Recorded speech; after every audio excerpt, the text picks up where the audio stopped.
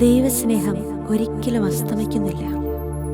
അവിടുത്തെ കാരുണ്യം ഒരിക്കലും അവസാനിക്കുന്നില്ല. ഓരോ പ്രഭാതത്തിലും അത് പുതിയതാണ്. മനുഷ്യരായ നമുക്ക് പെട്ടെന്ന് മറക്കാനോ പൊറുക്കാനോ സാധിക്കണമെന്നില്ല. എന്നാൽ നമ്മുടെ അളവുകോൽ വെച്ച് ദൈവത്തെ അളക്കാനാകില്ല.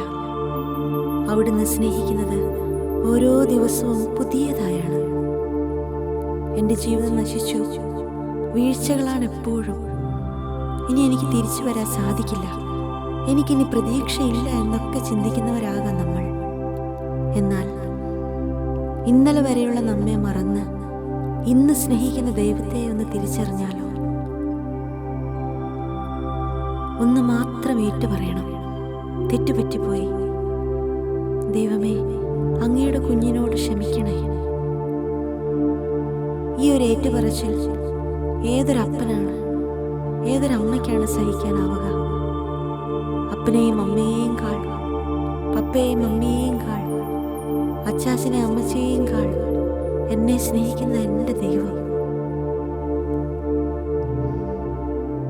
എൻ്റെ ദൈവത്തിന് എന്നോട് പൂർണ്ണമായി ക്ഷമിക്കാനാകും. ഇന്ന് ദൈവത്തിൻ്റെ പൂർണ്ണ ക്ഷമ നമുക്ക് സ്വീകരിക്കാം. അത് നമ്മെ വലിയ സ്വാതന്ത്ര്യത്തിലേക്ക് നയിക്കും. ഹൃദയത്തിൽ ഉരുവിടാം, എൻ്റെ ദൈവം എൻ്റെ കുറവുകളെല്ലാം ക്ഷമിക്കുന്നു. എൻ്റെ ദൈവം എൻ്റെ കുറവുകളെല്ലാം ക്ഷമിക്കുന്നു. ഞാൻ ദൈവത്തിൻ്റെ പ്രിയപ്പെട്ട കുഞ്ഞാണ്. ഞാൻ ദൈവത്തിൻ്റെ പ്രിയപ്പെട്ട കുഞ്ഞാണ്. ഇന്ന് ഞാൻ പൂർണ്ണമായും സ്വാതന്ത്ര്യത്തിലേക്ക് വരുന്നു. I am happy. I feel freedom. I am joyful. I feel total freedom. I am joyful.